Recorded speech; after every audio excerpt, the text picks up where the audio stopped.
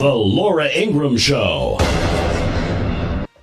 We're a long way from Hugo Black and William Rehnquist and Antonin Scalia, I can tell you that. They're citing cable interviews with Stephen Miller to knock down the travel ban.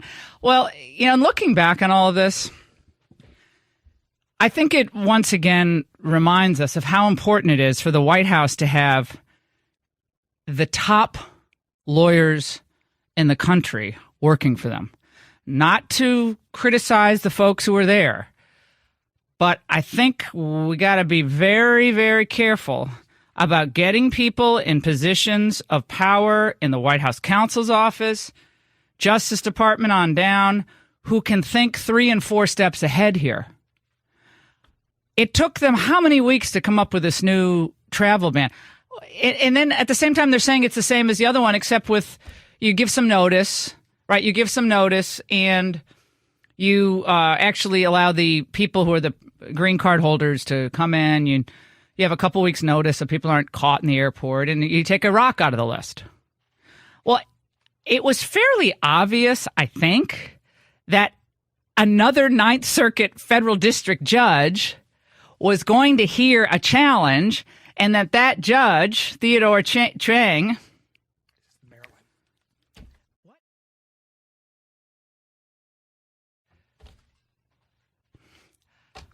you get the Hawaii judge, you get a Maryland judge. Of course this is all going to happen. These are judicial activists. None of them like Trump. You might as well go all the way to the Supreme Court on this. You might as well have taken this to its logical conclusion and taken the original ban all the way up. That's what I think they should have done. And I know they would say, well, if it went to the Supreme Court too soon, you wouldn't have Gorsuch there. It wouldn't. I don't think the Supreme Court would have even been able to hear it that quickly. When you do the arguments on the merits, I don't want to get into all the legalese here, but you do the arguments on the merits, you take it to an en banc petition, the en banc petition in the Ninth Circuit is denied. You then file another petition for rehearing. Then you go back to the district court, you argue the case of the district court.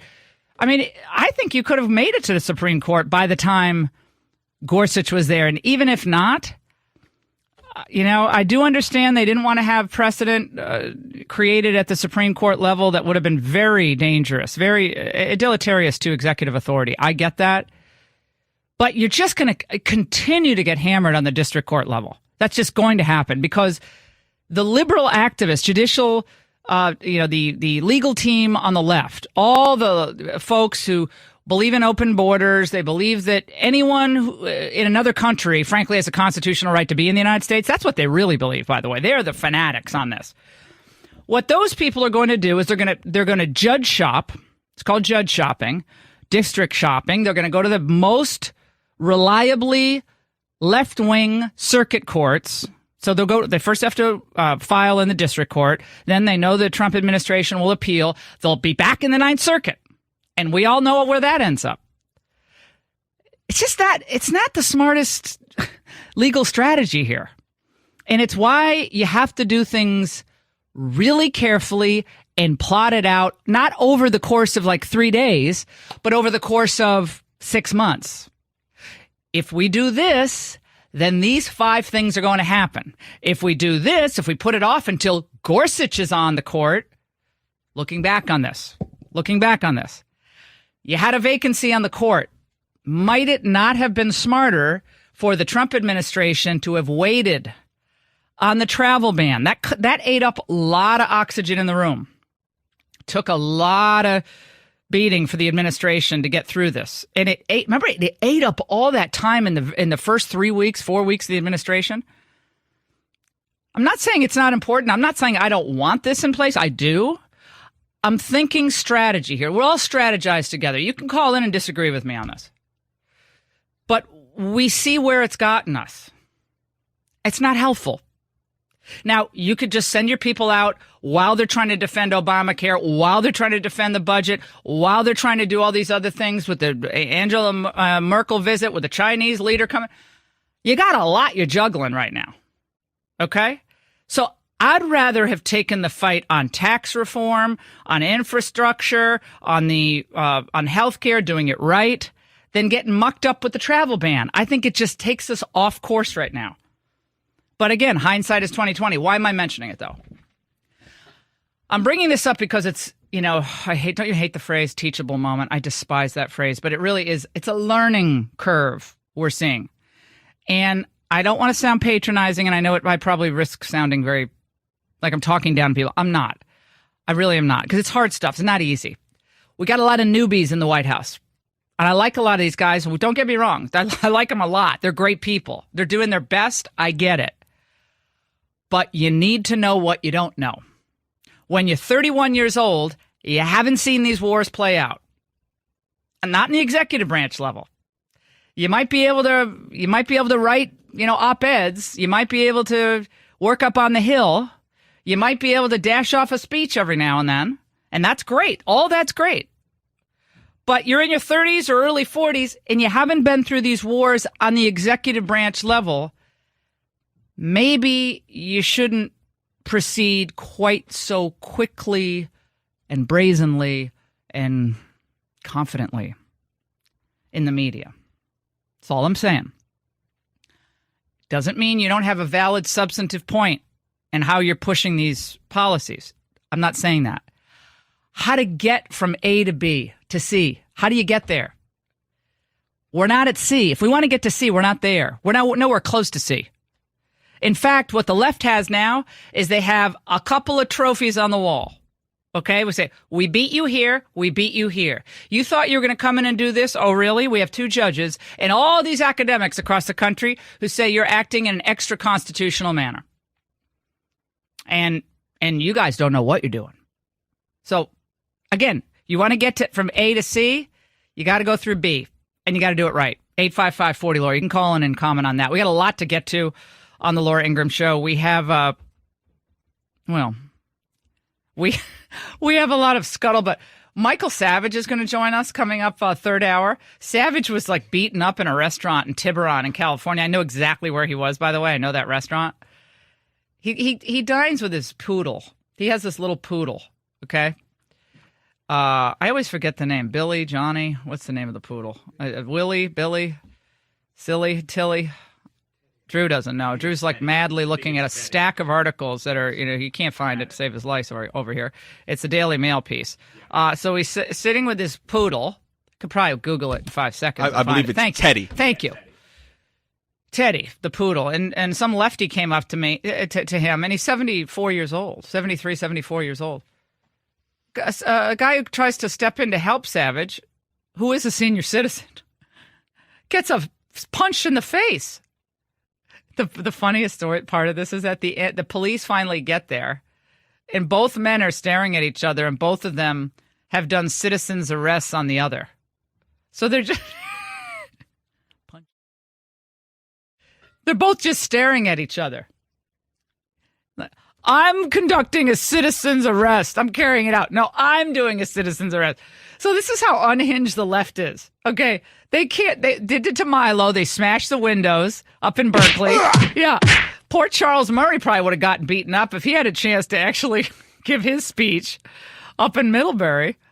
They went crazy up there. We have all these instances where, the Trump rally in L.A. a few weeks ago, where that person was smashed in the face. And they always try to make the conservatives out to be the aggressors. Do you notice that? Oh, I'm sure Michael Savage at age 74 was he sicking his toy poodle on the leftist? So we're going to talk to Savage about it. He has a new book out. What does he write these books in 5 seconds? These books come out every time I turn around, Savage has another book out, but he has a book out, Trump's War.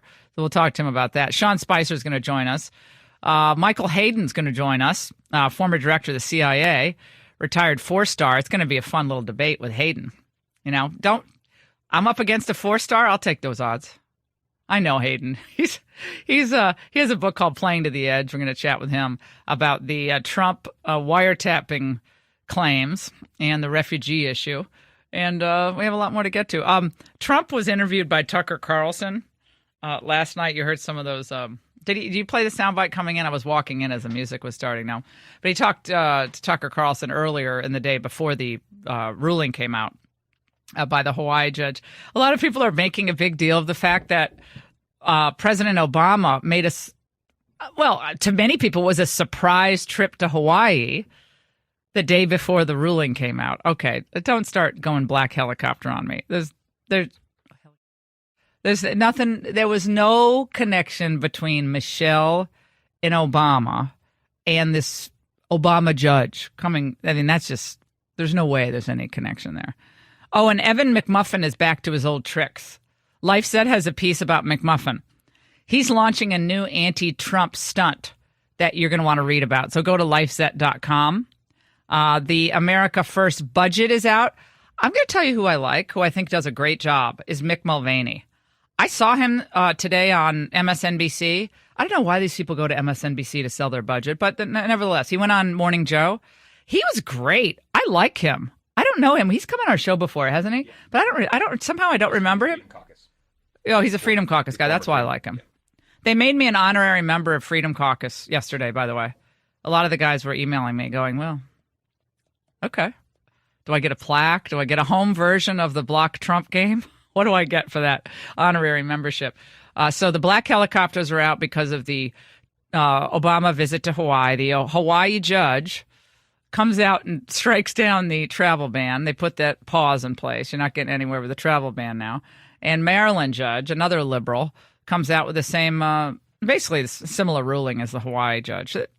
So now you went from having one well-known ruling. There are other cases that were percolating when the first Ninth Circuit ruling came out. So now you have three well-known federal district court judges ruling against the travel ban. How is this good PR for the administration? Again, the legal strategy here is really important. And another phrase that is getting very tedious to hear on television sadly applies here. We're getting out a little too far over our skis. That's what happens when you get a little confident on the slopes, but you don't quite have that balance down yet. And then suddenly you start flying down the hill and, oh my gosh, you can't stop. You can't stop and crash. And if you hit a mogul, you're in big trouble. You think I'm wanting to ski hearing that? 855-40-LAURA. Trump wiretapping claim seems to fizzle a little bit. Devin Nunes hitting the president, very in the Devin Nunes way of not hitting him, but saying we don't see anything here. And you get the Republicans, they want to kind of move on, except for the finding out who's unmasking whom and the dragnet of Americans getting picked up in this foreign surveillance. But not a great day yesterday for the administration, I think, on a couple of issues. We're going to get into all this, 855-40-LAURA, as Geert Wilders, unfortunately, not able to pull off a win in Denmark, but nevertheless moves the majority parties to the right on the issue of immigration, which is what the UKIP party did initially when it came to the fore as well. So don't believe what you're saying that the populists don't have any traction in Europe. Oh, really? Then why are these other parties suddenly paying attention to these issues of migration and gang violence related to migration and benefits being given to migrants who can't assimilate to society? Suddenly they're paying attention to these issues. 855-40-LAURA. People swarm him on tarmacs. I've never seen anything like it. I saw it yesterday. A friend of mine sent me a photo of Spicer with these people surrounding him. I mean, it's Sean, you have quite the fan club. Every time you land, I've seen it myself. How are you? I'm good, thank you, Laura. Actually, my wife's from Nashville, so I think it was just family members. I saw that. It's like, Sean, let's do a selfie. Oh my goodness. Well, you know what? Look, and let's be honest. I appreciate it. It's very nice, but it's not. I think they're using me as a conduit to the president. I think these are individuals who have fought for and believe in everything that the president's been doing, and just. My position is one that I think just has a degree of visibility, but they're coming up and saying thank you on behalf, to the president for the agenda that he's pursuing. So okay. you've got to make sure that you're always grounded. And I think let's not kid ourselves. This is not about me. I think people aren't coming up to say hi to me. They're calling up, and a lot of times, frankly, some of the stories that you hear of just saying, a woman handed me a letter last night in Nashville. I can't thank you enough what the president's doing. And can you ask? I mean.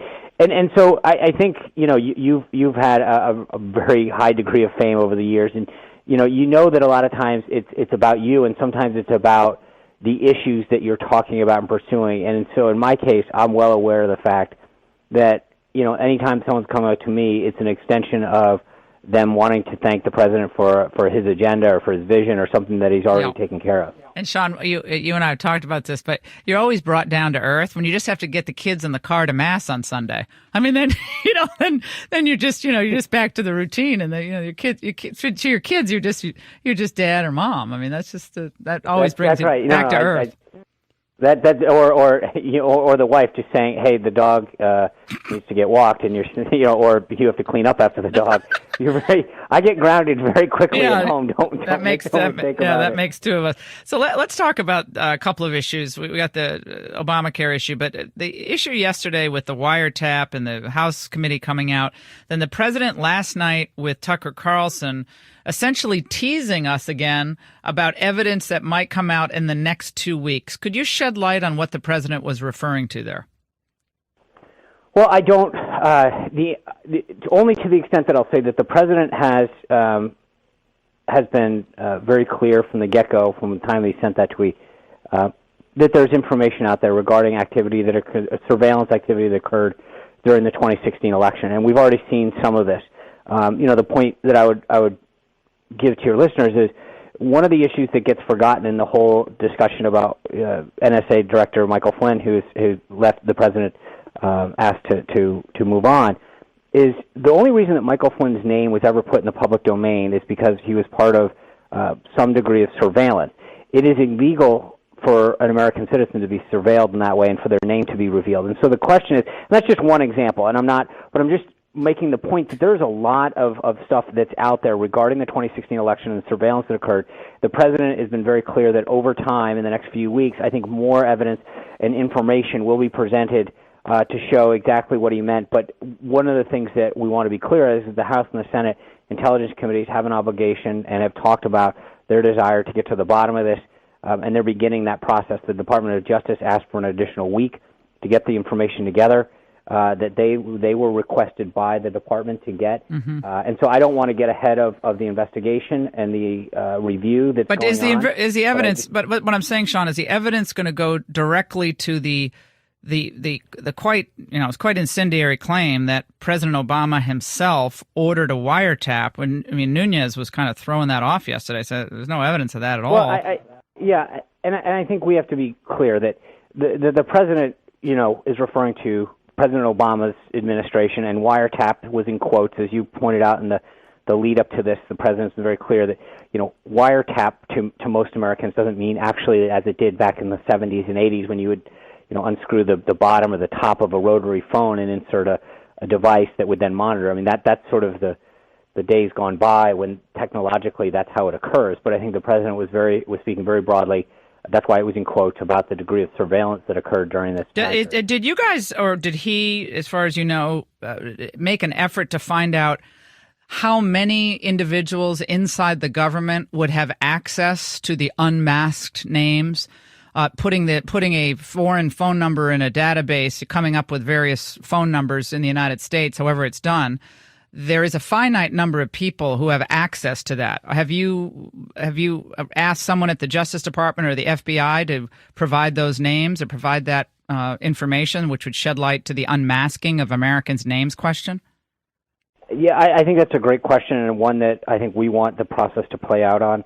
But you guys could ask for it. That's my point. You guys could ask for that. I think we could, and I think part of the issue right now, Laura, is that, as you know from your background, that if we get into a series of what we're asking the Justice Department to do or to not do, the first thing the media is going to do is jump all over us and say that we're impeding it or attempting to influence an investigation. So we're very careful about this, which is why the president was clear that he wanted the House and the Senate to look into this situation and not to sort of be accused of manipulating data from the Department of Justice that he could have potentially said, make this happen. I think, as I've noted from the podium a couple times, the press wants it both ways. They want to be able to say, why don't you just go ask the Department of Justice?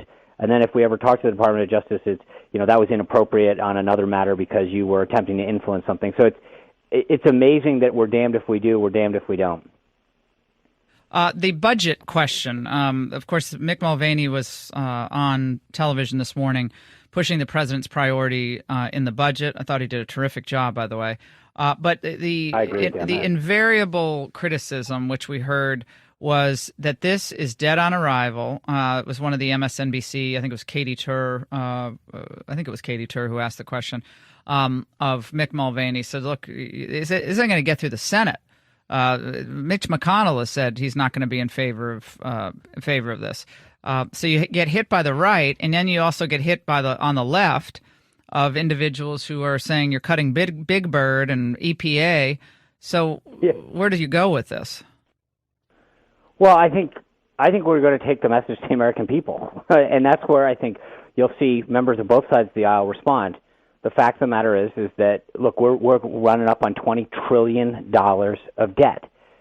This president committed to a budget that does two things. One is prioritize defense to make sure that the country's kept safe, and number two is not add a penny to the deficit, which is consistent with the budget that he is submitting today. And I think for most Americans out there who are struggling, who haven't seen a wage increase, who are trying to figure out how they're going to pay for their health care or save for their children's college, that's consistent with them. This isn't about supporting something or not supporting. That's a fake choice. I mean, it's literally like telling a working family out there who's making $40,000 or $50,000 a year that somehow you've chosen not to go to some fancy steakhouse. It's not a question of a choice. It's a question of a priority. And so it's not that they can't go or that they don't want to go. It's a question of they look at their budget and their family's priorities and say, our number one priority is to make sure that there's food on the table, that we clothe our kids and ourselves, that we pay the bills to keep our house and our mortgage going. And then we'll figure out what we can save for maybe a vacation or a holiday or presents for the family. But you don't start doing the add-ons until you take care of the essentials. And I think this president has prioritized the essentials. So is this a starting point for the negotiation? For someone like a McConnell, he's already made his views known on some of this. That's right, and I think that by law and by Constitution, the Constitution lays it out very clearly how spending works, and it is the job of the Congress to appropriate money.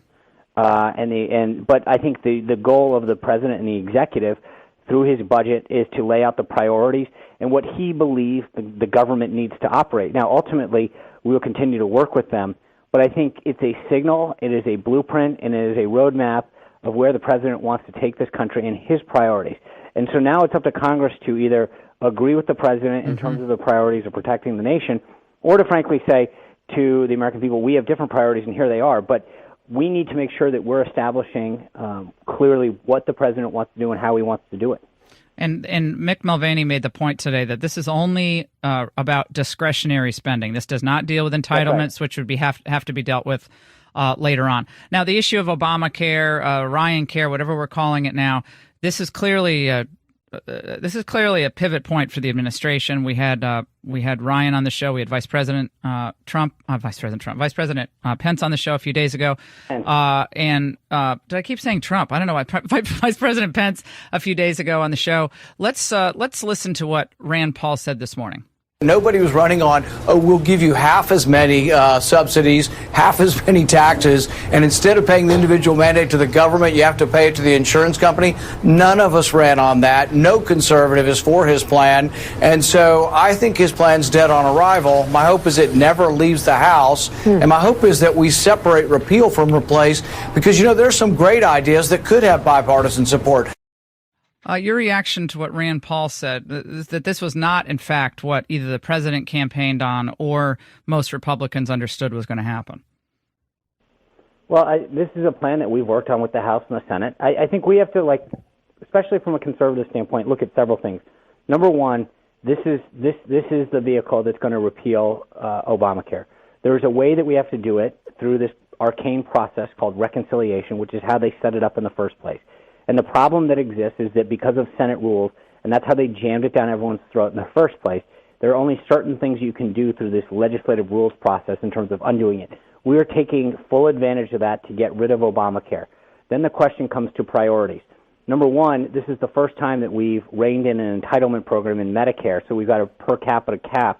Should be unbelievably good news for every conservative out there that's worried about entitlement spending growth.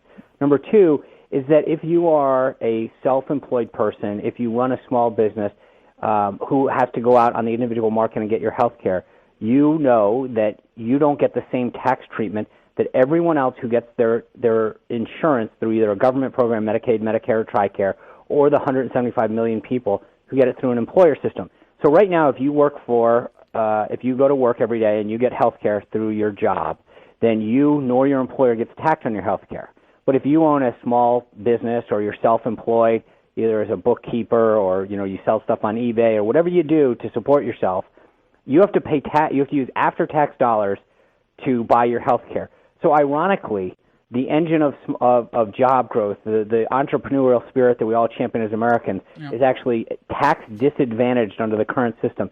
This system actually starts to level the playing field and recognize and support small businesses and entrepreneurship, which I think is something that conservatives should frankly champion. So why does the Heritage Foundation, Freedom Works, Americans for Prosperity, Rand Paul, Tom Cotton, a lot of folks in the conservative medical world, why are they against this? I mean, if this is like the best thing since sliced bread, it's not full repeal though, Sean. It's not. If 30% penalty that goes back to the insurance companies, the subsidies are replaced by the tax credit. You still leave all these mandates in with the under 26 and pre-existing conditions, which Rand Paul said will not drive down the price of insurance or overall health care because those mandates are still in place. The only thing that drives down the cost is true competition, which comes in what Tom Cotton says is the mythical Phase 3, which if you have the 60 votes in Phase 3, then why don't you just do it right now with a full replacement and separate it from repeal? Sean. What happened to Sean? Okay, somehow we lost him. God, I was asking such a good question, too. All right, we'll take a break on the Laura Ingraham Show, try to find out what happened to Sean, and be right back. The president and his team have said repeatedly that we're going to make government more efficient when it comes to the discretionary budget. That means all the executive departments, the EPA getting a drastic cut, which is sending the left into an absolute frenzy. Oh, my gosh. You should read the lefty websites. They're basically predicting environmental Armageddon because of the EPA cut. Oh, no, they are. They're going crazy. Homeland Security gets a 2.8% increase. The Justice Department is being cut by 4%. Education initiatives through the Education Department being cut by 9.2%. It's a change from 2017. So overall, it's down 14%, which is fantastic in my view because the federal education dollars are a big waste. Housing and urban development goes down 12% overall. It's a 4% change from year to year. Treasury is about the same. It goes down 4%. Interior gets a 12% cut, down 1.5% change from 2017. So 2017 to 2018, because this is the 2018 budget. But when you think about the sheer size of this federal government, and I've seen it firsthand. I mean, going back so many years when I worked in the federal government, transportation department, education department, even in the White House, in the old executive office building, there are just a lot of people you don't need there. Now, it doesn't add up to a lot of money, believe it or not. The real money is in the Medicare and the Social Security. That's where the big numbers are, and they always will be.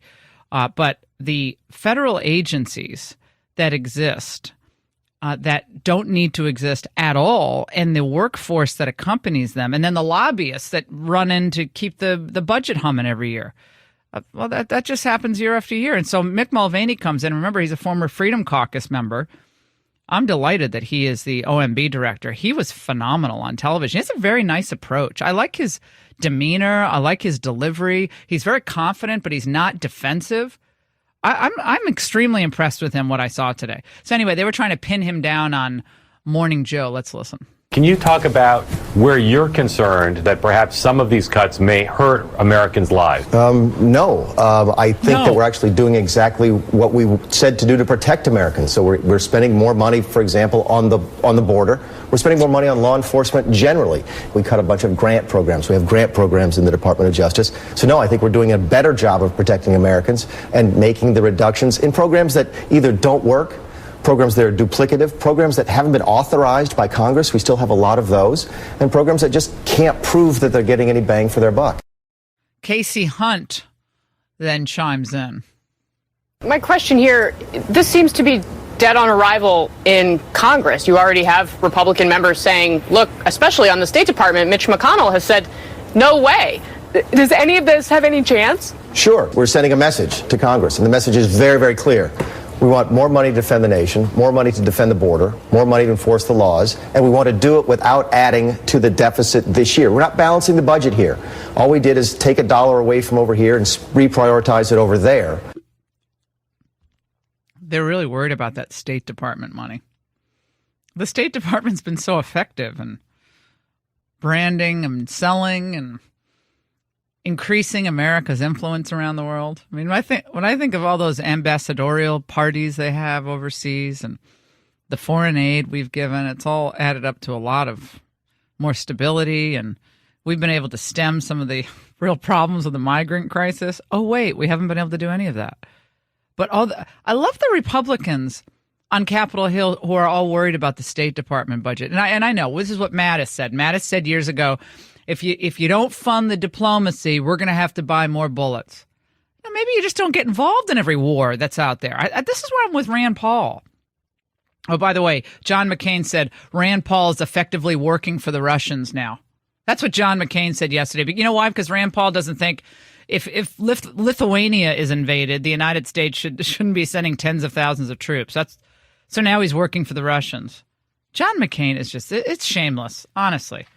Let's take a poll on how many Americans think we should send troops to Latvia into Ukraine. I just don't think there's any public support for that. But McCain would have us involved in conflict after conflict after conflict if he had his way.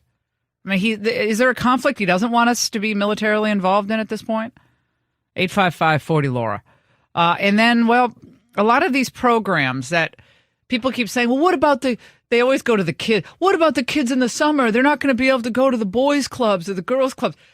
There are so many programs that are funded by private individuals, by private charities that do a better job than these government programs ever will. And we have all these big high-tech billionaires who are sending a lot of dollars overseas. They're doing the global initiatives. They're doing the Bill Gates, the international funding of all these projects.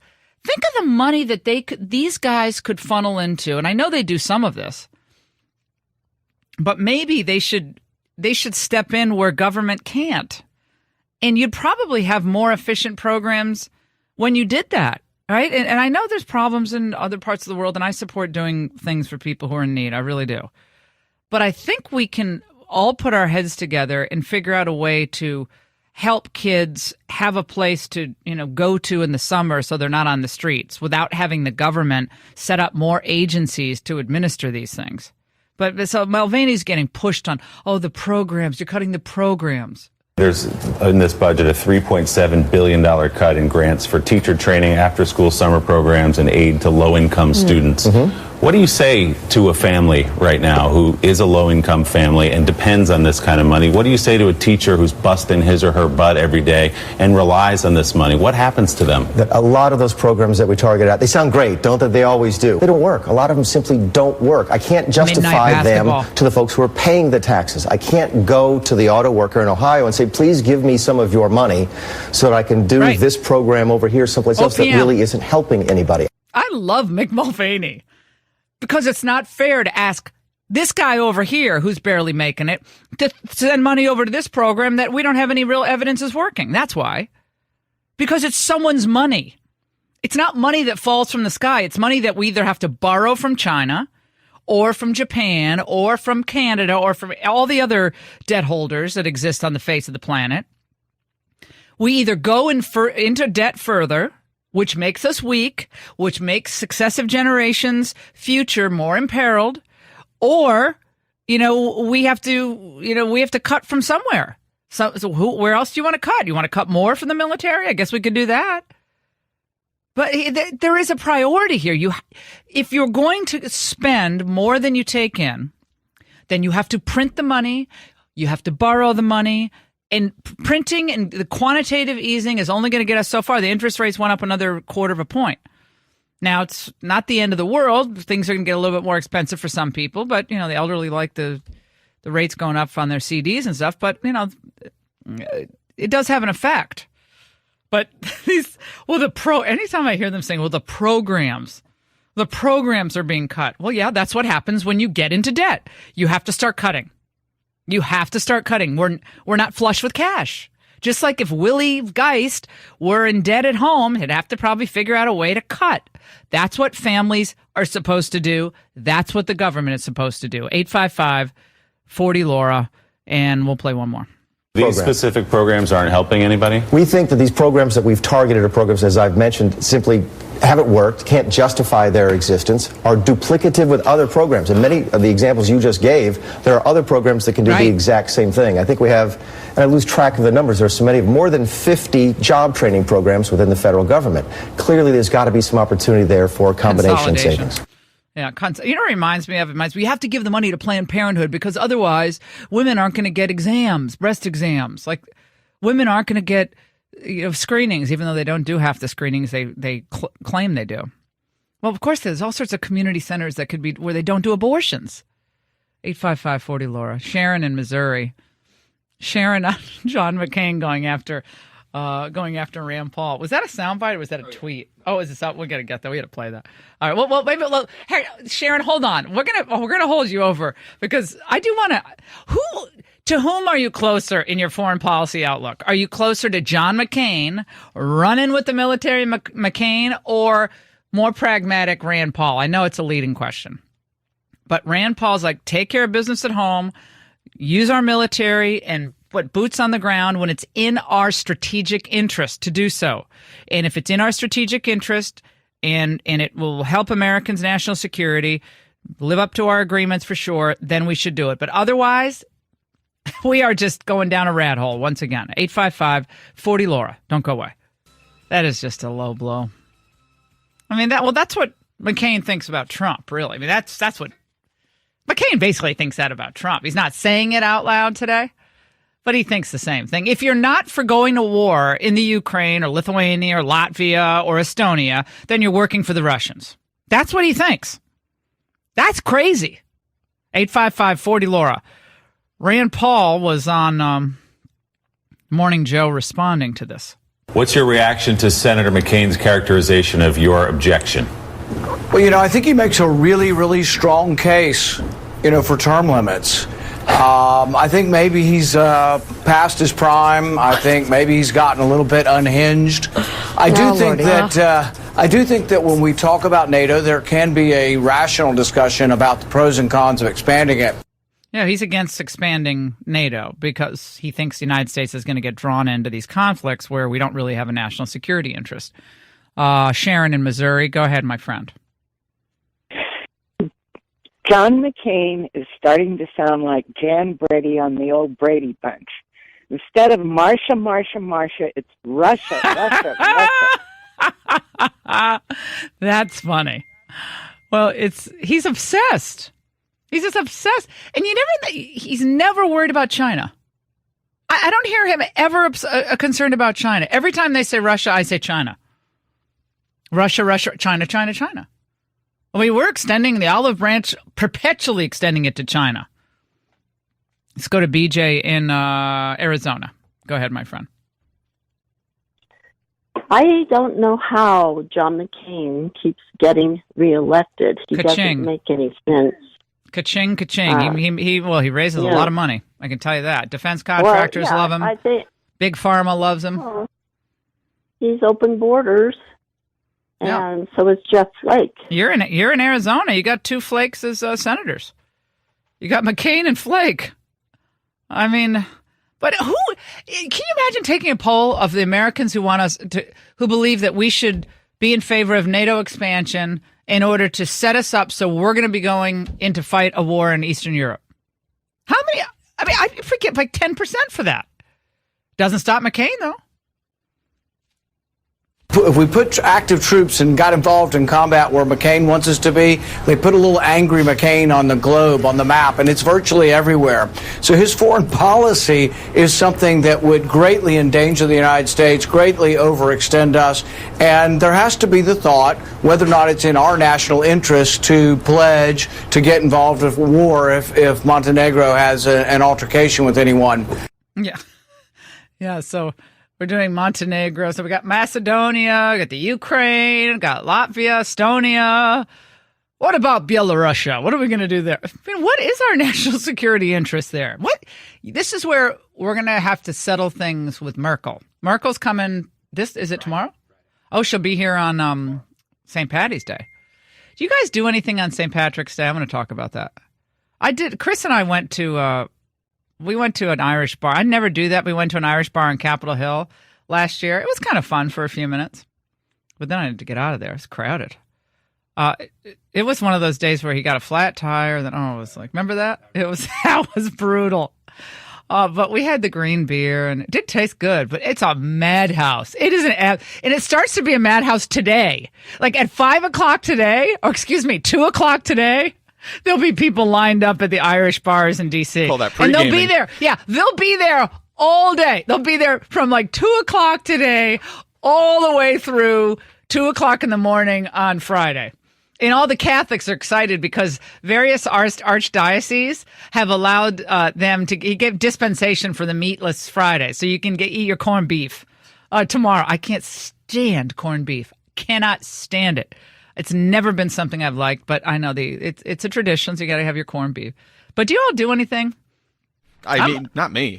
Well, you're Italian. What are you going to do? That's right. I wait for St. Joseph's. That's a big one. Yeah, the San Gennaro Festival. I used to go to that in New York. That's fun, too.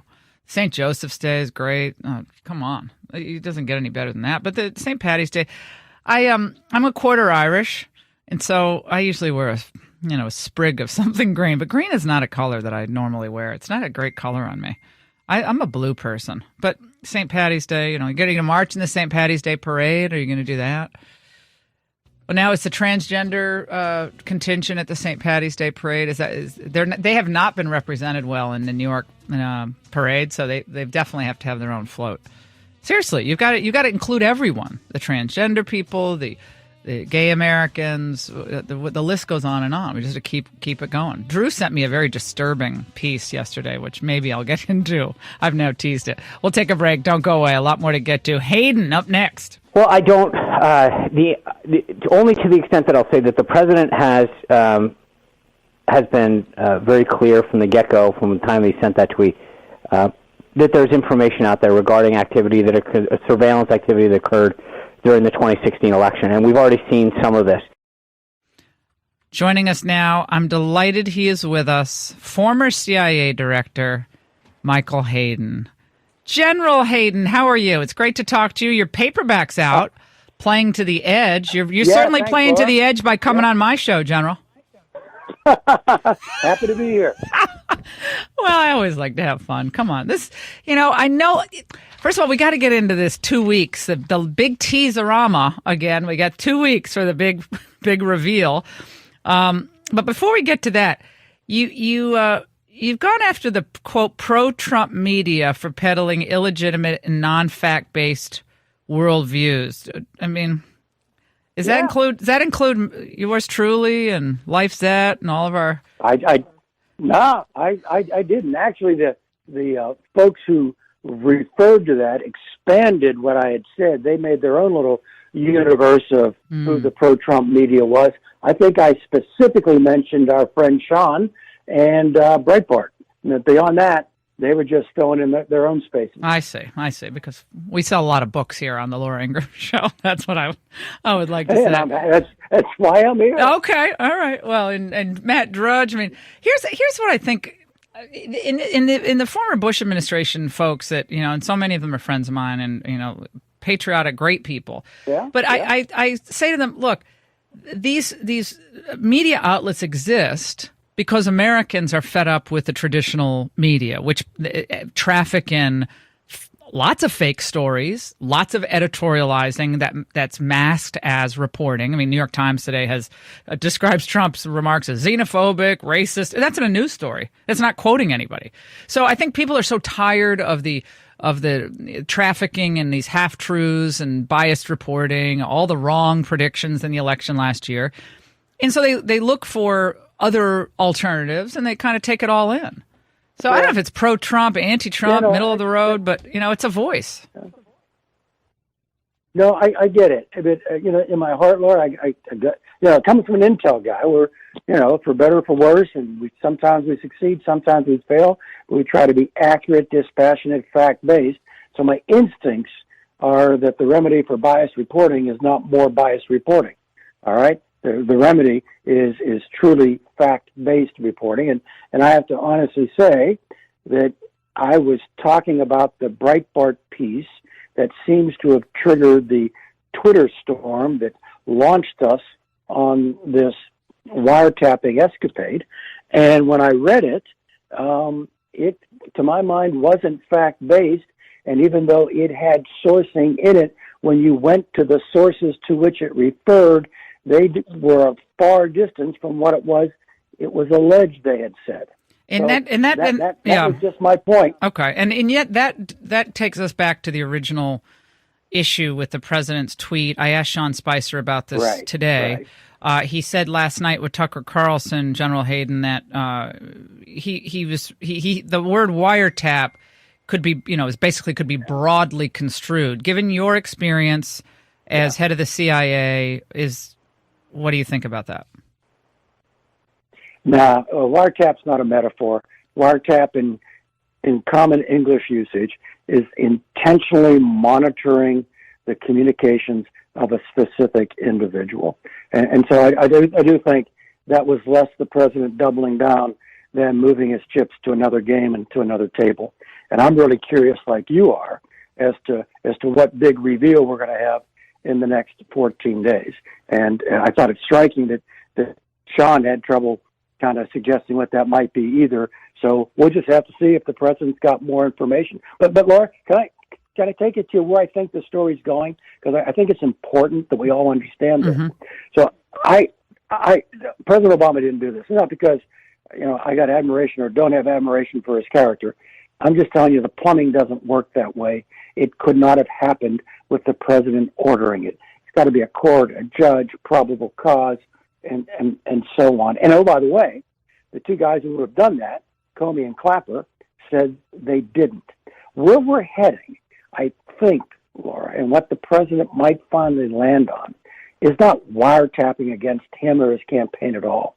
But there is a possibility that in the normal, and I underscore normal, collection of foreign intelligence, say we're going after a Russian oligarch whom we know is money laundering, if that oligarch would have had a conversation with an American, even an American on Fifth Avenue associated with the Trump campaign, we still get to cover that conversation, even though an American might be one end of it. We're simply required to protect the American's privacy by what we call minimizing his identity. In other words, we would say Russian oligarch, whatever, in a conversation with a named U.S. person said this and that. And we would never put the U.S. name in there unless, and again, this is normal, Laura, not exceptional. It's not Obama, it's not Bush, it's Truman, okay? This is how we've done it since we started the agency in 1952. If that U.S. person's name is critical to understanding the intelligence, then we do unmask it and put it in. And very revealingly, yesterday, Laura, the chair and ranking of the House Intel Committee sent a letter to the appropriate authorities saying, did we have any incidental collection? That's what I just described for you. And were you requested to unmask any U.S. identities? And so, in my heart of hearts, Laura, if there's any there, it's what I just told you. Well, I asked Sean Spicer this, and tell me if this makes sense. I said, well, doesn't the president have the ability to request the names of those in the intel community who would have had access to the unmasked identities of Americans swept up in such a foreign intelligence surveillance or the routine surveillance of foreign agents. So, and he said, well, that would be, we have to be careful because that would look like we were interfering with an ongoing investigation. What about that? Yeah, but he. Well, let's run the clock back. Okay, what I wish would have happened on that Saturday morning, 10 or 12 days ago, is the president rolling out of bed and being angered by something he may or may not have read in Breitbart News, rather than tweeting, would have just hit the button on the phone and said, "Get Comey and the acting director of national intelligence down here for lunch. I got some questions," and he could have resolved it right then and there. But he didn't. So he kind of launched the start. And how many people do you think, with regard to this investigation? General Hayden, how many people do you think would have access to those American names, those identities, in the normal course of a surveillance of a foreign individual, foreign person of interest? So in the normal course of events, the actual operators who are conducting the surveillance, and then they would go to their supervisors, and if it were a close call, Laura, they would have asked one of the operational lawyers at NSA as to whether or not it would be legitimate to put the name in as essential to understanding the intelligence. What normally happens, Laura, and this is going to take a minute because I think it's going to be very revealing. What normally happens is by habit, NSA doesn't put it in. And then it goes out. And then a customer, the FBI, the White House, somebody at state says, "Hey guys, I need to know the masked identity. Otherwise, I can't understand." And then it comes back to NSA, and then through a process that actually, Laura, doesn't even get up to the director. It's handled, by the professionals. They make a call. Now, let me take you back to 2004. And you may not recall this, but John Bolton was the nominee to be our our ambassador to the UN. And a lot of Democrats were making noises because John had requested the unmasking of some identities. And I had to go to the intel committees and explain to them, A, the process, and B, that Secretary Bolton was actually asking logical questions, that this wasn't nefarious or evil. I guess what I'm trying to point out to you, Laura, this is actually fairly routine for us. It's only new to a lot of other people. It's not routine to leak the information, though, correct? That's not routine. Now, it's routine to respond to the request from a government official to unmask. Now, pushing that data out into the public domain, that's different.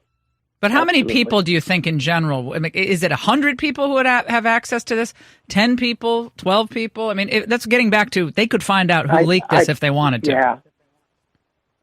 I'm thinking, I'm making this up a bit, Laura, mid-range two figures.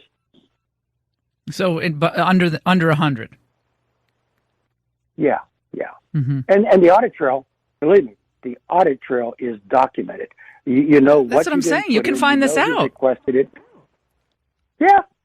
And that's Trump can find this out. What Devin Nunes and Adam Schiff asked. Well, that's what Nunes and Schiff asked for yesterday. Well, I think which is spot on. You're making a good point. I mean, I think that Saturday would have been a good time to say, let's find out how this got out there, and let's work on this together. John Conradi from LifeSet is also with us. General Hayden, John. Yeah, General Hayden. To switch things up a little bit, yesterday on Fox News, Chuck Schumer said that the only reason Saudi Arabia isn't on the existing travel ban is because Trump has hotels there. Don't you sort of think that, would you consider Saudi Arabia a country that belongs on the list of the other six? Would you consider it a country that would have trouble vetting its citizens? No, of course not. And the criteria for the six, and John. Well, and wouldn't the Senate minority leader know that? Yeah, wouldn't Schumer know this, General? Oh yeah. Yes. So to the point, I think you all know, as a policy matter, I think this is a bad idea. As a legal matter, I think the president's got a lot of headroom here to use his authority. And then as a judgmental matter, the six countries are on the list because they don't have governments.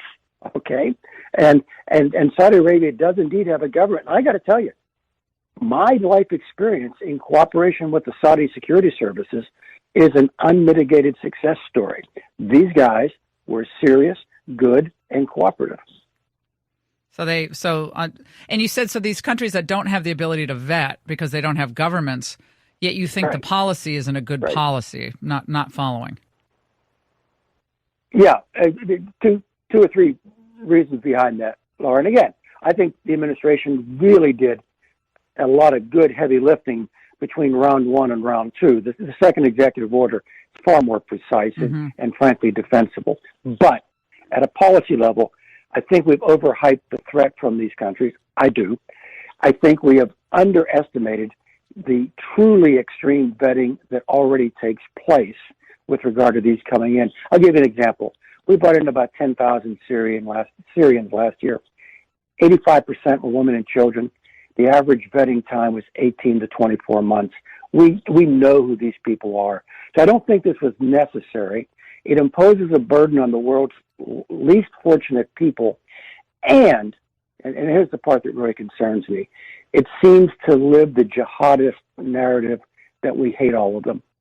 And so, on balance, I don't think it's good policy. But you've heard my views that, no, those 6 countries are on the list because they're the right 6. In general, before we let you go, McMaster, General McMaster in at NSA, Dina Powell, who's a former Bush administration person, doesn't really have a lot of background in national security, but she's now the deputy national security advisor, worked at Goldman Sachs. What about that? I know Dina. I have the highest regard for Dina.